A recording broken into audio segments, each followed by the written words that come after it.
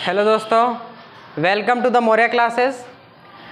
जैसा कि आप लोग जान रहे हैं कि बिहार बोर्ड का the Maurya classes YouTube channel पे हम लोगों ने क्रैश कोर्स स्टार्ट किया है, जिसमें कि लेक्चर 1 कंप्लीट हो चुका है, जिसमें हमने बहुपद के बारे में बताया, इंट्रोडक्शन क्लास था। और अब हम आगे की तरफ बढ़ेंगे, तो आशा करते हैं कि आप लोग वो वीडियो देख लिए होंगे। अगर जो नहीं भी देखे हैं तो उसको देखिए, और अगर उसको देख के आप लोग ये वीडियो देखेगा तो आप लोगों को ज़्यादा समझ में आएगा। चलिए तो ठीक है, हम लोग स्टार्ट करते हैं। बहुपद हम लोग स्टार्ट किए थे, अर्थात पॉलिनोमियल। बहुपद स्टार्ट किए थे मतलब पॉलिनोमियल। अब बहुपद में हम लोग इंट्रोडक्शन में कल जो हम लोग पढ़े हुए थे उसका थोड़ा सा हम लोग रिवीजन कर लेते हैं, ठीक है। कल हमने क्या पढ़ा था कि हमने पढ़ा था कि बहुपद किसे कहते हैं, बहुपद को पहचानते कैसे हैं। तो बहुपद को पहचानने के लिए तीन चीज़ का प्रयोग, हमेशा तीन चीज़ याद रखना चाहिए। पहला याद रखना चाहिए कि चर अचर तो पता ही होगा, कल हम लोग बताए हैं, ये पिछले वीडियो में आप देख लीजिएगा। पहला बताए थे कि बहुपद पहचानना कैसे है, तो सबसे पहले देखना है चर की घात। चर की घात क्या होनी चाहिए? धनात्मक पूर्णांक होनी चाहिए, ठीक है। चर की घात धनात्मक पूर्णांक होनी चाहिए। दूसरा हम बताए थे कि पदों की संख्या जो है वो निश्चित होनी चाहिए, जिसे हम गिन सकते हैं, ठीक है। और तीसरा हम बताए थे कि चरों का जो गुणांक होता है वो वास्तविक संख्या होनी चाहिए, ठीक है, वास्तविक संख्या होनी चाहिए। इन तीन चीज़ को अगर हम देखेंगे तो हम बहुपद को पहचान सकते हैं। तो जैसे हम एग्जांपल बताए थे कि 3x² माइनस के 3x + 4 लेके चल सकते हैं। एक बताया 3x² माइनस के 1/x + के 4 लेके चल सकते हैं। इस प्रकार से बताए थे। तो क्या है इसका घात? चर ये है, तो चर का अगर हम घात देखते हैं तो 2 है। 2 क्या है? धनात्मक भी है और हमारा पूर्णांक भी है, ठीक है। इसका भी देखेंगे, ये भी चर है, इसका भी देखेंगे घात, तो क्या है? धनात्मक भी है और पूर्णांक भी है। पदों की संख्या निश्चित है क्योंकि हम इसे गिन सकते हैं, 1 2 3, ठीक है। और चरों का जो गुणांक है वो क्या है? एक वास्तविक संख्या है, ठीक है। अब इसमें देखिए, तो ये बहुपद होगा, इसमें क्या है? x बटे में आ गया है, ये तो धनात्मक पूर्णांक है, पदों की संख्या भी निश्चित है, और चरों का जो गुणांक है वो भी वास्तविक संख्या है। लेकिन ये बटे में, हम कल बताए थे ट्रिक कि जो भी बटे में चर जो आ जाता है तो वो बहुपद नहीं होता है। कल ये ट्रिक बताए थे, तो इसको याद रखिएगा। पुराना वीडियो भी आप अच्छे से देख सकते हैं। कल हम लोगों ने बहुपद का वर्गीकरण किया था। बहुपद का वर्गीकरण हम लोगों ने 3 प्रकार से किया था: चर के आधार पे, घात के आधार पर और पद के आधार पे। तो जब हम पद के आधार पर जब हम लोगों ने वर्गीकरण किया था तो उसमें हमको पद देखना था, 1 पद वाले, 2 पद वाले, 3 पद वाले, ठीक है। और ऐसे भी जितने पद होंगे उतने पद वाले बहुपद कहेंगे, ठीक है। घात के आधार पे हम लोग किए थे, तो घात में हमको क्या देखना है कि चर की अधिकतम घात। अगर अधिकतम घात 2 है तो वो 2 घात वाले बहुपद हो जाएंगे, मतलब द्विघातीय बहुपद हो जाएंगे। अगर 3 घात वाले हैं, अधिकतम घात 3 है उस बहुपद की, तो त्रिघातीय बहुपद कहलाएंगे। 1 घात है या कोई घात नहीं है तो 1 घातीय बहुपद कहलाएंगे। तो ये हो गया घात के आधार पर वर्गीकरण। और तीसरा हम बताए थे चर के आधार पे, कि अगर एक चर हो, मतलब पूरा बहुपद में एक चर हो, जैसे x हो तो पूरा बहुपद में x ही हो, तो हो जाएंगे एक चर वाले। जैसे कि हम यहाँ पे लिखे हुए हैं, यहाँ पे भी, ये तो खैर बहुपद है ही नहीं, यहाँ पे लिखे हुए हैं, तो ये एक चर वाले हैं। अगर 2 चर वाले आएंगे तो 3x + के 2y + के जो भी लिख सकते हैं 4, ठीक है। तो ये 2 चर वाले हो जाएंगे। उसी प्रकार 3 चर वाले, इस प्रकार से कल हमने आपको बताया था। आशा करते हैं आपको समझ में आया होगा। उसके बाद अब हम लोगों को पढ़ना क्या है? अब डायरेक्ट हम यहाँ पर NCERT का जो बुक है, आपको कम समय में अगर हमको कोर्स कंप्लीट करना है, और मेरे ख्याल से कि NCERT से थोड़ा बहुत बाहर क्वेश्चन पूछता है, तो वो हम आपको यहाँ पे एडजस्ट करवा देंगे। अब पढ़ाए भी हैं, उससे बाहर क्वेश्चन नहीं आएगा, तो आप NCERT को कवर कीजिए। बाकी जो भी एक्स्ट्रा उससे आता है वो हम आपको यहाँ पे कवर करवा देंगे। बाकी हम लोग क्या करेंगे? NCERT को जल्दी से जल्दी ख़त्म करेंगे, ठीक है। तो इतना आपको कल रिवीजन क्लास में हम, मतलब कल पढ़ाए थे हम, तो उसका रिवीजन हम करवा दिए हैं। आज हम लोग क्या पढ़ेंगे बहुपद के बारे में। एक्सरसाइज 2.1 जो है आपका, एक्सरसाइज 2.1 जो है आपका, जो आपका दिया हुआ है, उसमें क्या दिया हुआ है कि ग्राफ दिया हुआ है। तो थोड़ा सा हम ग्राफ को देख लेते हैं क्या क्या दिया हुआ है उसमें से। देखिए, ये जो हॉरिजॉन्टल लाइन है इसे कहते हैं हम एक्स एक्सिस, मतलब एक्स अक्ष, ठीक है। ये जो लाइन है ऊर्ध्वाधर या खड़ी हुई, इसे बोलते हैं वाई अक्ष, ठीक है। ये दोनों जो लाइनें हैं एक दूसरे को जिस बिंदु पर काटती है उसे हम बोलते हैं मूल बिंदु।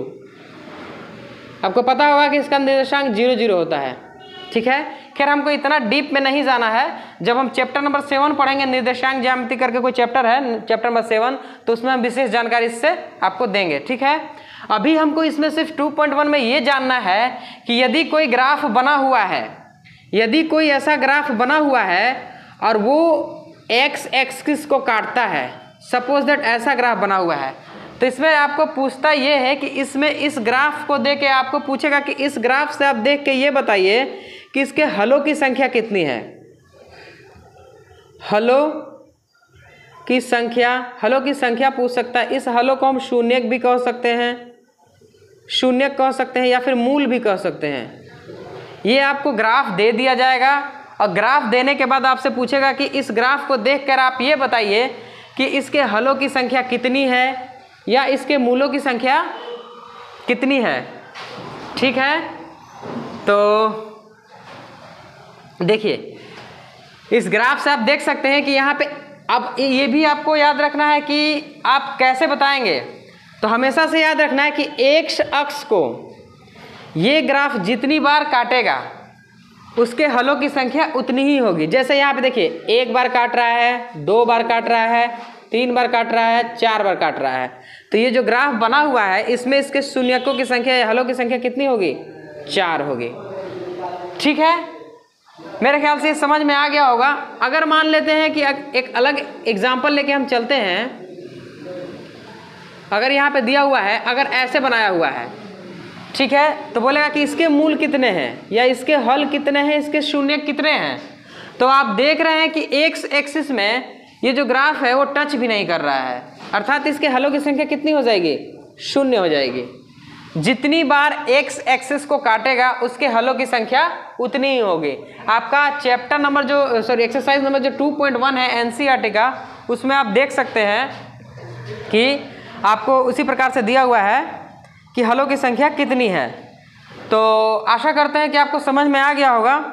अब हम इसको इरेज करते हैं और एक्सरसाइज 2.2 से रिलेटेड कुछ आप लोगों को बता देते हैं, फिर उसको हम लोग सॉल्यूशन करेंगे, ठीक है।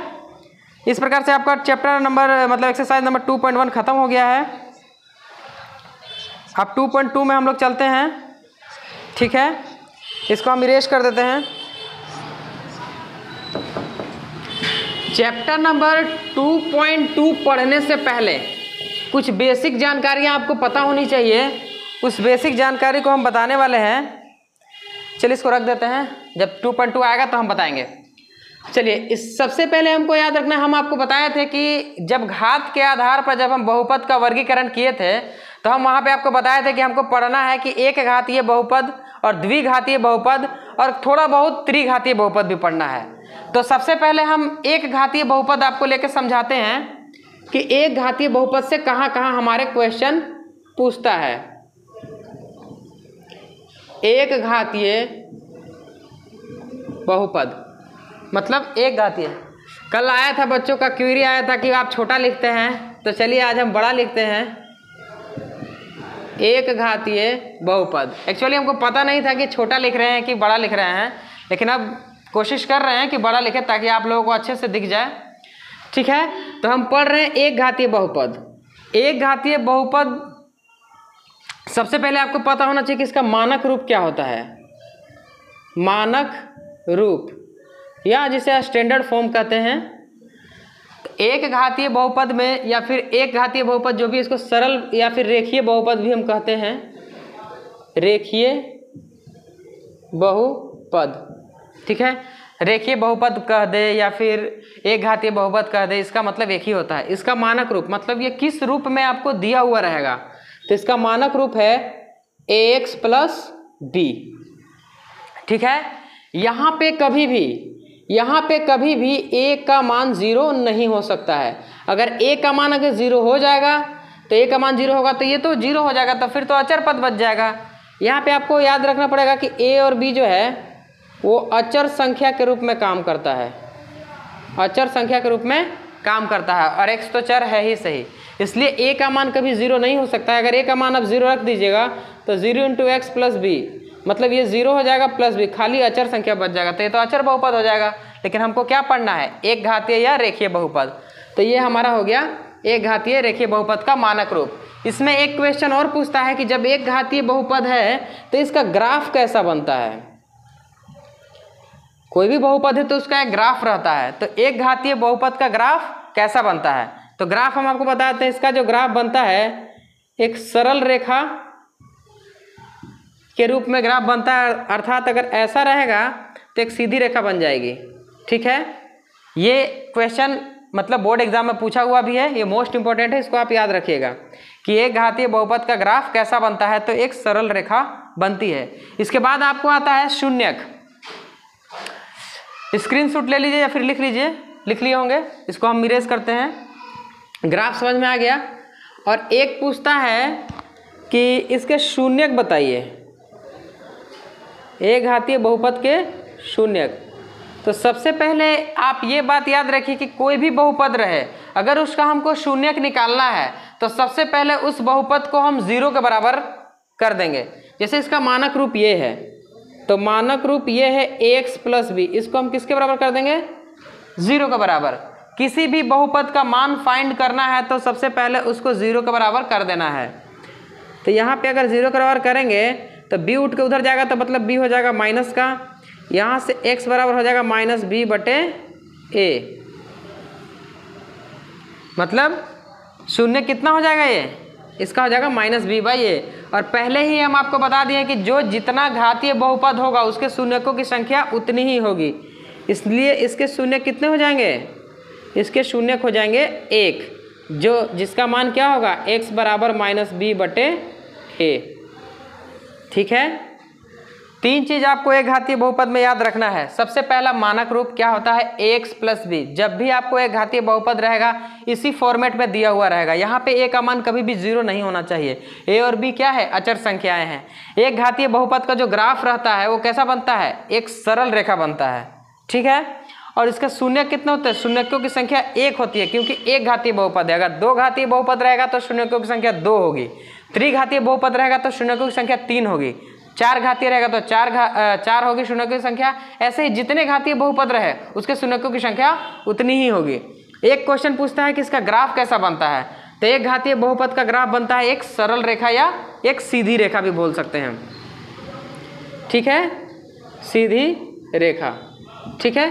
बोर्ड एग्जाम में आप उठा के देख लीजिएगा, प्रीवियस ईयर क्वेश्चन में ऐसा क्वेश्चन पूछा हुआ है। शून्यकों की संख्या कितनी होगी, 1 होगी, शून्य क्या होगा माइनस b बाई a।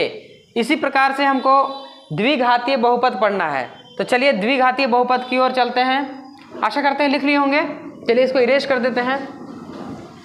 अब हमको पढ़ना है द्विघातीय। कुछ थ्योरी ले लीजिए, क्योंकि बिना थ्योरी के ऐसे कॉन्सेप्ट क्लियर ही नहीं होगा तो रटने से कोई फायदा नहीं है। हम आपको विश्वास दिलाते हैं कि आपका इतना जल्दी कोर्स खत्म कर देंगे कि आपको बहुत अच्छा मार्क्स 10th बोर्ड एग्जाम में आएगा। इस बात पर विश्वास रखिए और सिर्फ देखते जाइए। द्विघातीय बहुपद, द्विघातीय नाम से ही पता चल रहा है जिसका घात कितना हो, 2 हो, अधिकतम घात कितना हो, 2 हो। तो इसमें भी सबसे पहले हम लिखेंगे कि इसका किस रूप में रहता है, ये इसका मानक रूप क्या है, इसका स्टैंडर्ड फॉर्म क्या है। तो इसका मानक रूप होगा ax² plus bx plus c।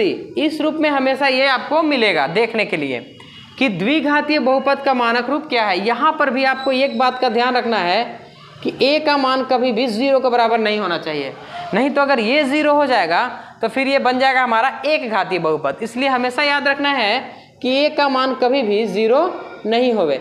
यहाँ पे ए, बी और जो सी है ये आपको अचर पद हैं, ठीक है, अचर संख्याएं, अचर पद जो भी है, अचर संख्याएं लिख सकते हैं, अचर संख्याएं, ठीक है।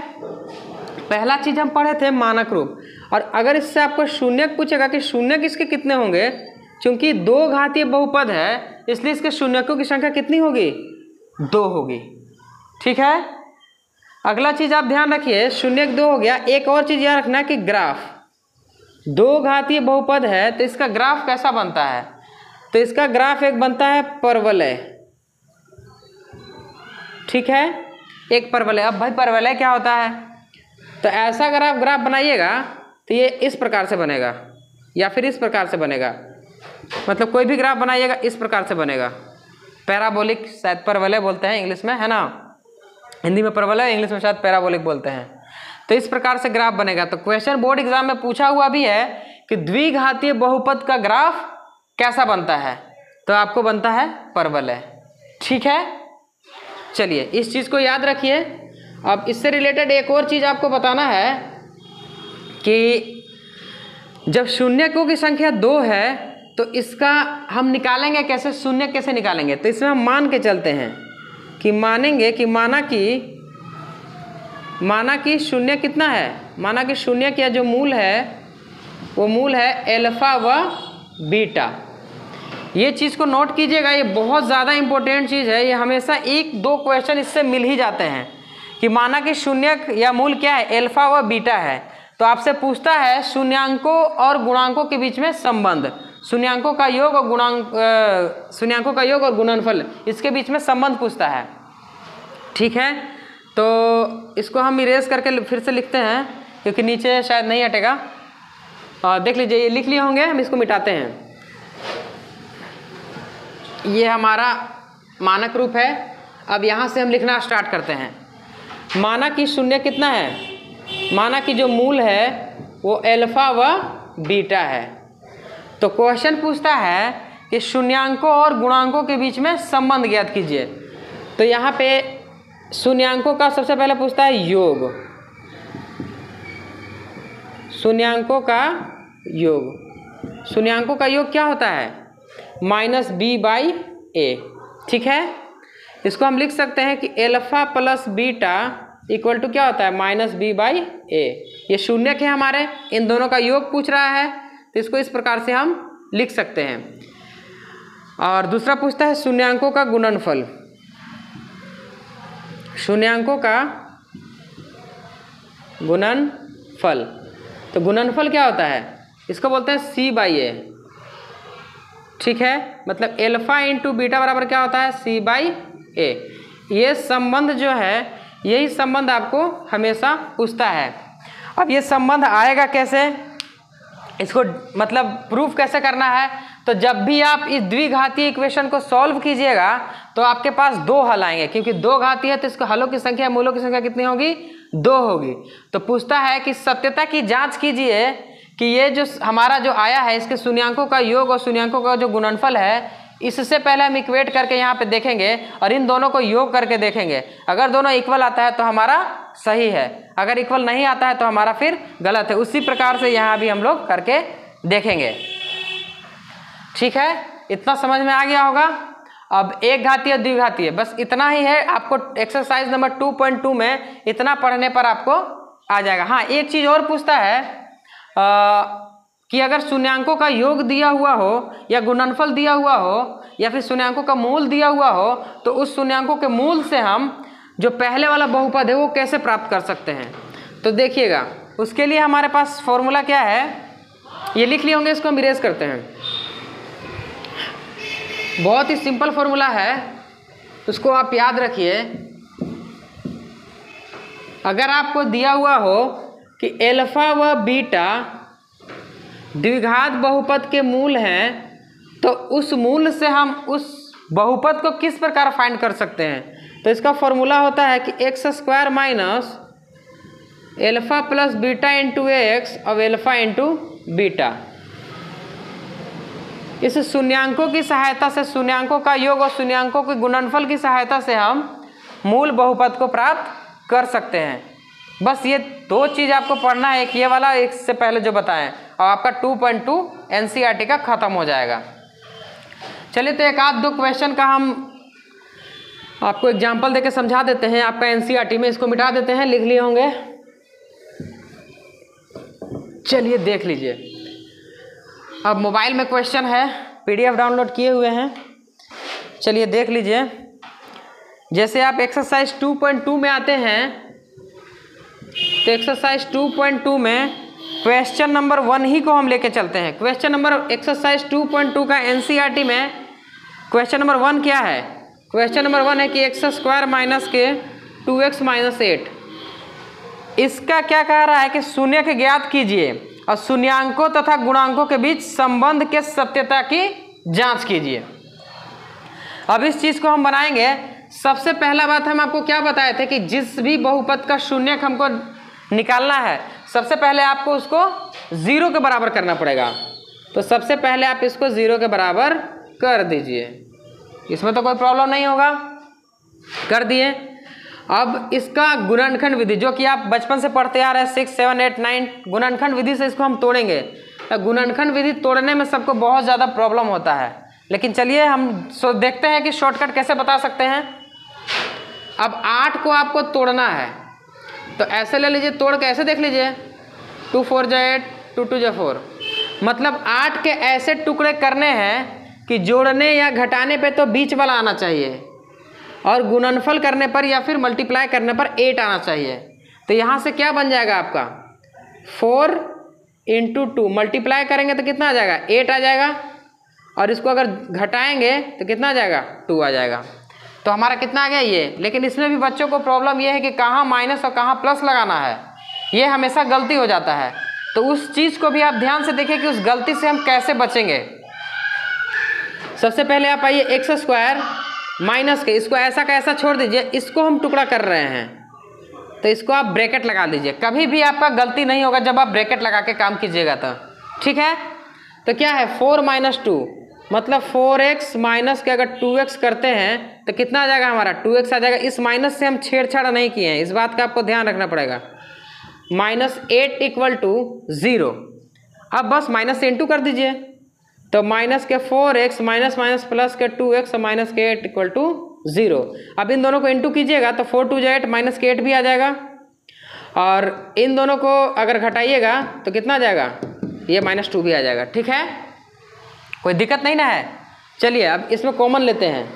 कॉमन लेने का भी तरीका है, इन दोनों में जो कॉमन आ जाए और इन दोनों में जो कॉमन आ जाए।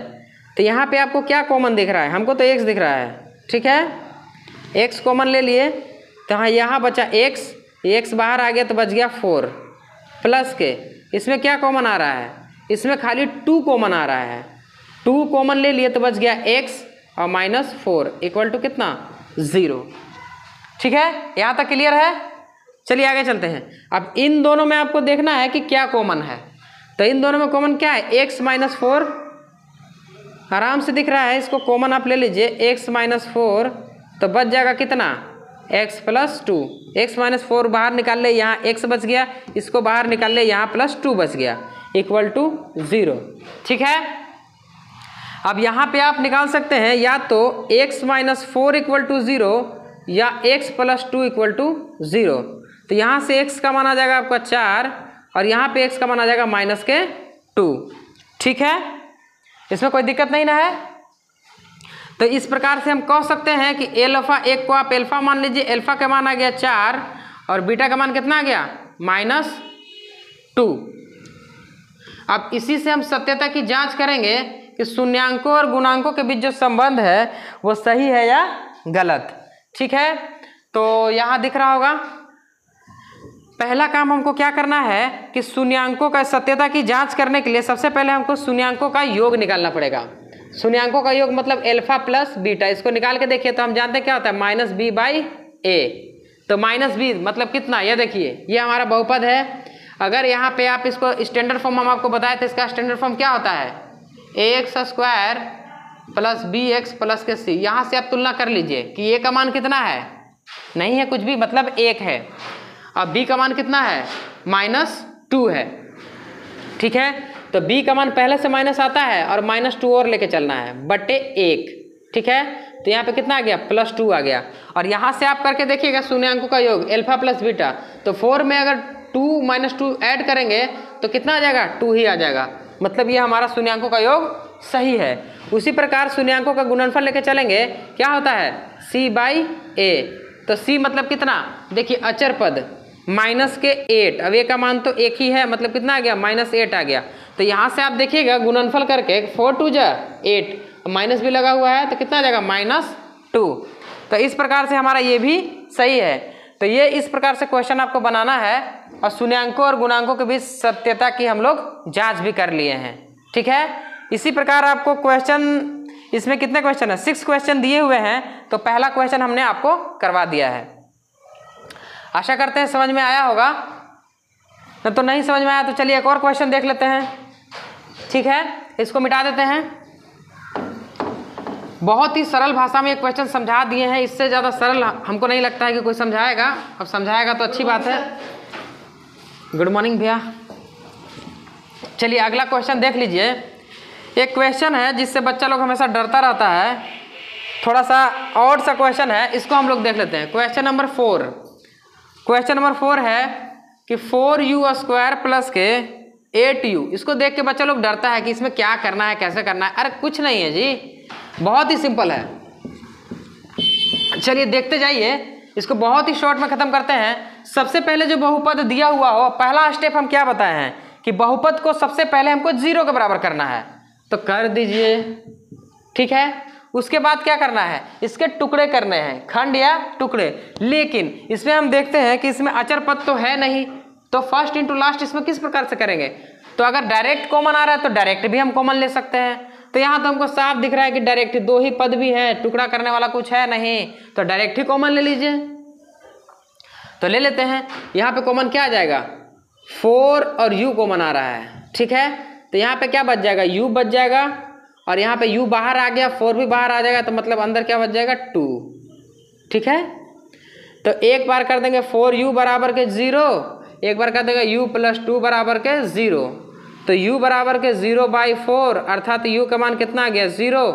और यहाँ पे करेंगे क्या चाहिए, u + 2 बराबर 0 हो गया, तो u = क्या चाहिए हो जाएगा हमारा, -2। तो यही आपका, ये तो सबसे ज़्यादा लल्लू क्वेश्चन था। तो एक को मान लीजिए अल्फा, अब एक को मान लीजिए आप बीटा। अब इसका शून्यांकों और गुणांकों के बीच योग और गुणनफल का संबंध निकाल लीजिए। निकालना क्या है, अल्फा प्लस बीटा बराबर होता है -b/a। एक निकालना अल्फा इंटू बीटा c/a। अगर आपको तुलना करने में दिक्कत है तो लिख लेते हैं x² प्लस के bx प्लस के c। यहाँ से तुलना कीजिए x² से x² की, तो a का मान कितना हो जाएगा 4 और b का मान कितना हो जाएगा 8। तो b का मान 8 लिखते हैं, अब इसका मान 4, मतलब कितना -2, ठीक है। यहाँ से देखिएगा c का मान, तो यहाँ पे c होता है एकदम अचर पद, जो c तो यहाँ पे है नहीं, तो c का मान कितना हो जाएगा 0। a का मान कितना है 4, मतलब ये आ जाएगा 0। अब हम संबंध की सत्यता की जांच करते हैं। पहला क्या है, शून्यांकों का योग a plus alpha plus beta, मतलब दोनों को जोड़ेंगे तो -2 तो हमारा आएगा, सही है। शून्यांकों का गुणनफल, गुना करेंगे तो -2 में 0 से करेंगे तो 0 आएगा, ये भी हमारा सही है। इस प्रकार आप क्वेश्चन नंबर 2.2 का और भी क्वेश्चन सब बनाइएगा। मेरे ख्याल से ऐसा नहीं लगता है कि क्वेश्चन फंसेगा, सारा क्वेश्चन बन जाएगा, क्योंकि हम लोग थ्योरी ही पहले अच्छा से पढ़ लिया, तो बनेगा नहीं। चलिए, और अब हमको लगता है कि एक हम बता देते हैं। चलिए एक और क्वेश्चन हम बता देते हैं, इसको इरेज कर देते हैं, लिख लिए होंगे। चलिए अगला क्वेश्चन देख लीजिए। एक और क्वेश्चन बता देते हैं, एक भी थोड़ा सा उटपटांग क्वेश्चन है। एक 5 नंबर जो क्वेश्चन है, t² - 15 = 0। एक ये क्वेश्चन है, इसमें भी थोड़ा बच्चा लोग प्रॉब्लम करता है। सॉरी, ये क्वेश्चन ये दिया हुआ है, पहले इसका हम क्या निकालेंगे, इसको हमको वही काम करना है, सत्यता की जांच करनी है, शून्य निकालना है, एक ही काम बार बार करना है। तो क्या करना है, सबसे पहले इसको क्या कीजिएगा, 0 के बराबर कर दीजिए। तो t² - 15 = 0। अगर आपको कॉमन आ रहा है तो कॉमन लीजिए, नहीं आ रहा है तो मत लीजिए। तो यहाँ पे तो कुछ कॉमन नहीं आ रहा है, यहाँ डायरेक्ट t² = 15 कर दीजिए। तो t बराबर काची आ जाएगा, इधर से स्क्वायर हटता है तो इधर चढ़ जाएगा रूट, मतलब प्लस माइनस लग जाता है, ठीक है। तो यहाँ से टी का वैल्यू क्या आ जाएगा, टी का वैल्यू आ जाएगा प्लस के रूट 15 और एक आ जाएगा टी का वैल्यू क्या आ जाएगा माइनस के रूट 15। इसकी भी सत्यता की जांच करनी है। सत्यता की जांच कैसे करना बताए हैं कि एल्फा प्लस बीटा बराबर क्या चाहिए माइनस बी बाई ए। अब एल्फा इंटू बीटा बराबर क्या चाहिए होता है सी बाई ए। तो alpha plus beta minus b by a, इससे तुलना कर लीजिए। तुलना करना बताए ही है, a square plus k b x plus k c. तो ए का मान कितना है यहाँ पे 1 और बी का मान कितना है, बी है ही नहीं, तो बी का मान क्या लेके चलेंगे, जब है ही नहीं तो बी का मान क्या लेके चलेंगे 0। तो ये हो जाएगा 0 बटे ए, तो मतलब ये पूरा का मान कितना हो जाएगा 0। ए का मान हालांकि यहाँ पे हम लोग एक लेके चल सकते हैं क्योंकि 1 है, ठीक है। और सी बाई ए, सी का मान यहाँ देखिए माइनस 15 है, माइनस 15 अब ए का मान 1 मतलब कितना आ जाएगा माइनस के 15। अब सत्यता की जांच कीजिए। सत्यता की जांच करना है तो सबसे पहले क्या है शून्यांकों का योग, अगर दोनों को हम ऐड करेंगे तो प्लस 15 और माइनस 15 दोनों 0 हो जाएगा, ये हमारा प्रूफ हो गया। और दूसरा अगर इन दोनों को इंटू करेंगे तो रूट के अंदर प्लस 15 और रूट के अंदर माइनस 15, तो 15 गुणा होके बन जाएगा पूरा 15 रूट के अंदर और ये बन जाएगा माइनस बाहर का बाहर, तो जो कि हमारा आया हुआ है। तो इस प्रकार हम लोगों ने क्वेश्चन नंबर 1 को पूरा ख़त्म कर लिया है। अब बच गया क्वेश्चन नंबर 2 जिसमें भी हम फॉर्मूला आपको बता दिए हैं। आशा करते हैं उस फॉर्मूले से आप बनाने का प्रयास कीजिएगा। अगर नहीं बनेगा तो फिर हम नेक्स्ट वीडियो में उसको सॉल्व कराएंगे और अगले जो आपका 2.3 है उससे रिलेटेड कुछ बताएंगे और फिर उसको भी हम लोग समाप्त करेंगे। जल्दी ही 1-2 वीडियो और आएगा और फिर हमारा बहुपद जो है ख़त्म हो जाएगा। इसके बाद बहुत सारे बच्चों का ये डिमांड था कि आप पहले ट्रिग्नोमेट्री का नहीं स्टार्ट किए, तो बस जैसे ही बहुपद खत्म होता है हम लोग ट्रिग्नोमेट्री को स्टार्ट कर देंगे। आशा करते हैं आपको पढ़ाया हुआ कुछ ठीक तो लगा होगा और थैंक यू सो मच देखने के लिए। लाइक करें, सब्सक्राइब करें, शेयर करें। Thank you. एक मैं आज एकदम नर्वस हो गई।